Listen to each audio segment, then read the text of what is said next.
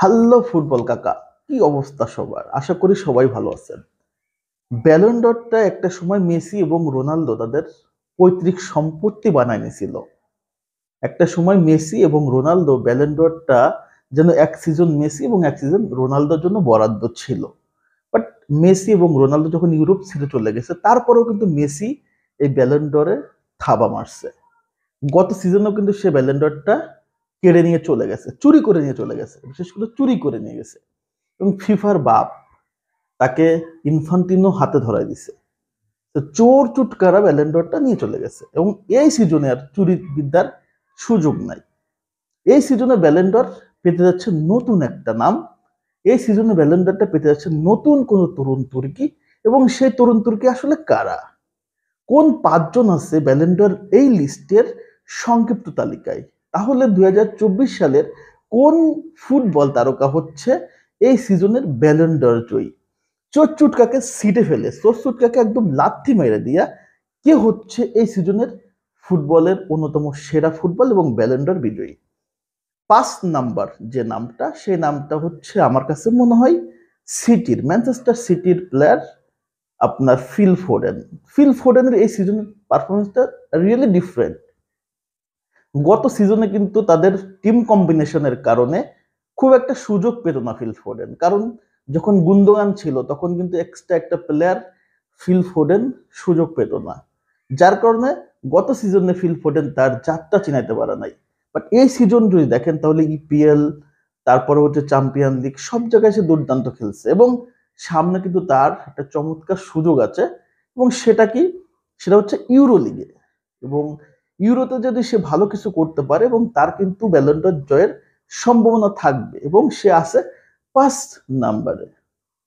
4 number যে নামটা সেটা হচ্ছে অভাগা, ফুটবলের সবচেয়ে অভাগা। সে যেখানেই যায় সেখানেই সাগর শুকিয়ে যায়, সে যেখানেই যায় সেই টিমটাই অপায়া হয়ে যায়। তার নাম হচ্ছে হেরিকেন। দীর্ঘ এক যুগের একটা ক্যারিয়ার ছিল হচ্ছে তার টটেনহাম, এবং সেখানে সে কোনো ট্রফি জিততে পারে নাই। দেশের হয়ে হচ্ছে ফাইনাল খেলছে ইউরোতে, সেখানেও জিততে পারে নাই।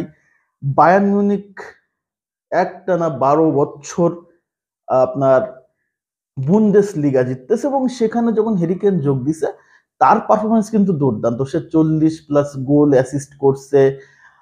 তার পারফরমেন্স নিয়ে কোনো সমস্যা নাই, বাট তার দল চ্যাম্পিয়ন লিগেও কিছু করতে পারে নাই, সেমিফাইনালে হারছে এবং তারা বায়ার লেভারকুজেনের কাছে এক যুগের বেশি সময় ধরে রাজত্ব হারাই ফেলছে। তো হেরিকেন তার নিজস্ব পারফরমেন্স যদি দেখেন তাহলে সেটা হচ্ছে অসাধারণ এবং ব্যালন্ডারের সংক্ষিপ্ত তালিকায় সে থাকবে 4 নাম্বারে। এখন আসেন টপ থ্রি। টপ থ্রিতে আসলে কে থাকবে? 3 নাম্বার যে নামটা সেটা একটু সারপ্রাইজিং। সারপ্রাইজিং কেন?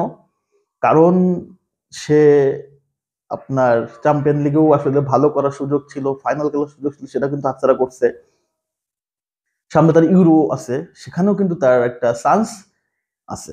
তো আমি মনে করি 3 নাম্বার যে নামটা সেটা হচ্ছে কিলিয়ান এমবাপ্পে। অলরেডি সে লিগ ওয়ান জিতে ফেলছে। তাদের আহ, মানে পিএসজিতে হয়ে তার যে যে অর্জনগুলো করা শুধুমাত্র চ্যাম্পিয়ন লিগ ছাড়া সে সবকিছু জিতছে এবং গোল অ্যাসিস্ট যদি দেখেন তাহলে প্রায় 40-এর কাছাকাছি। এবং তার সামনে সবচেয়ে বড় সুযোগটা হচ্ছে ইউরো। এবং ইউরোতে সে যদি ভালো কিছু করতে পারে এবং দলকে চ্যাম্পিয়ন করতে পারে তাহলে কিন্তু তার সম্ভাবনা 3 থেকে আরো উপরে উঠে আসবে। নাম্বার 2, আর আছে দুজন ব্যক্তি, এবং যে দুজন ব্যক্তি আছে তারা দুজন কিন্তু একই টিমে খেলে, রিয়াল মাদ্রিদে, এবং দুজনের কিন্তু ব্যালন ডর জেতার সম্ভাবনা সবচেয়ে বেশি প্রবল। তবে 2 নম্বর যে নামটা সেটা হচ্ছে ভিনিসিয়াস জুনিয়র। ভিনিসিয়াস জুনিয়র এই সিজন যদি দেখেন তাহলে তার 23টা গোল এবং আপনার যদি দেখেন তাহলে 11টা অ্যাসিস্ট করছে। এই সিজনের প্রায় সিংহভাগ সময় তাকে আমরা দেখছি মাঠের বাইরে, ইনজুরির কারণে প্রায় 2 মাস মাঠের বাইরে ছিল। 13 থেকে 14টা ম্যাচ মিস করছে এবং 13 থেকে 14টা ম্যাচ যদি সে মিস না করতো তাহলে কিন্তু তার ব্যালন্ডর লিস্টের 1 নাম্বার থেকে কেউ সরাতে পারতো না। যেহেতু তার টিম ফাইনালে চ্যাম্পিয়ন লিগে, সে লা লিগা জিতছে, চ্যাম্পিয়ন লিগের ফাইনাল যদি চ্যাম্পিয়ন হতে পারে এবং সামনে কোপা আমেরিকা, যদি কোপা আমেরিকা ব্রাজিল জিতে এবং তিনি ভালো কিছু করতে পারে, ভিনিসিয়াস জুনিয়রকে এখান থেকে কেউ নাই সরানোর কেউ নাই। এবং 1 নম্বর যে নামটা সেটা হচ্ছে জুড বেলিংহাম। জুড বেলিংহাম ছিল লাস্ট সিজনে হচ্ছে আপনার বরুসিয়া ডর্টমুন্ড এবং সেখানে সে ভালো খেলছে, ইউরোপের সকল টিমের নজর ছিল তার উপরে, বাট তার টিম কিছু করতে পারে নাই, যার কারণে সে আপনার হচ্ছে রিয়ালে আসছে এবং রিয়ালে আসার পর মানে একটা স্বপ্নের মতো আসলাম, দেখলাম, জয় করলাম, এমন একটা সিজন সে কিন্তু পার করছে। এবং এই সিজনে সে একটা মিডফিল্ডার হয়ে সেটা স্ট্রাইকারের কাজ করছে।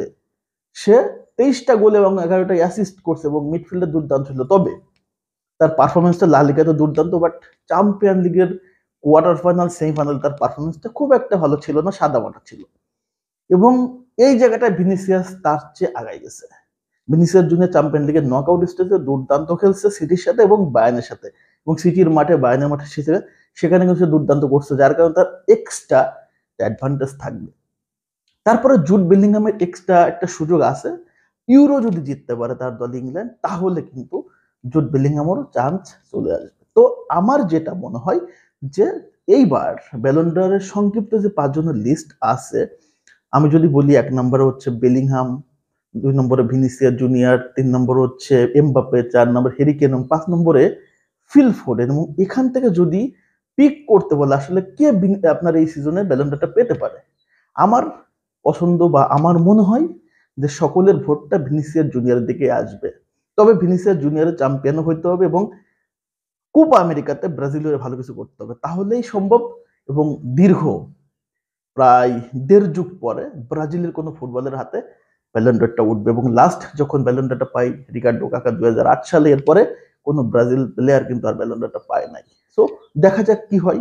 আপনাদের কাছে কি মনে হচ্ছে এবার ব্যালন ড'রটা কে পেতে পারে, কার পাওয়ার যোগ্য? অবশ্যই কমেন্টস করে জানিয়ে দেবেন। সবাইকে ধন্যবাদ জানাচ্ছি। আসসালামু আলাইকুম।